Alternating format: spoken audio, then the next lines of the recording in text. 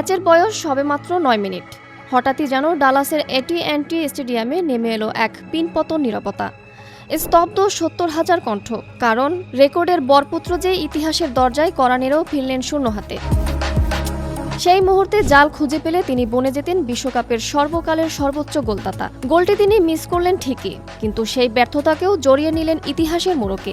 বিশ্বকাপের সবচেয়ে বেশি পেনাল্টি নেওয়ার কীর্তি যেমন তার, সবচেয়ে বেশি মিস করার অদ্ভুত রেকর্ডও আজ তার নামের পাশে। তিনি লিওনেল আন্দ্রেস মেসি, যার প্রতিটি ভুলও যেন এক একটি অনন্য ইতিহাস। কিন্তু জাদুকর কি আর বেশিক্ষণ আড়ালে থাকেন? ৭০,০০০ তৃষ্ণার্ত চোখে হতাশ করেননি ফুটবলের এই অলৌকিক বরপুত্র।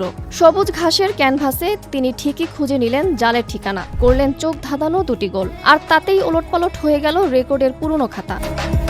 অস্ট্রিয়ার বিপক্ষে এই জোড়া গোলে মেসি এখন বিশ্বকাপ ইতিহাসের সর্বোচ্চ গোলের সিংহাসনের একক রাজা। তার গোল সংখ্যা এখন ১৮। টানা ৬ ম্যাচে গোল করার বিরল কীর্তিতেও তিনি নাম লেখালেন ইতিহাসের তৃতীয় মানব হিসেবে।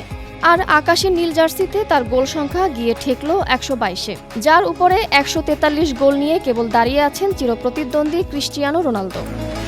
সময় বদলেছে যুগের হাওয়া। স্পোর্টস সায়েন্সের ছোঁয়ায় ও আধুনিক প্রযুক্তির ডানায় ভর করে ফুটবল আজ অনেক বেশি যান্ত্রিক, অনেক বেশি সমৃদ্ধ। কিন্তু বিগত ২ দশক ধরে এই ফুটবল মহাবিশ্বে একটি নিয়ম বিন্দুমাত্র বদলায়নি, আর সেটি হলো লিওনেল মেসির পায়ে ফুটবলের নতুন ইতিহাস লেখা। বিজ্ঞান হয়তো ফুটবলকে নিখুঁত করেছে, কিন্তু মেসি দিয়েছেন অমরত্ব।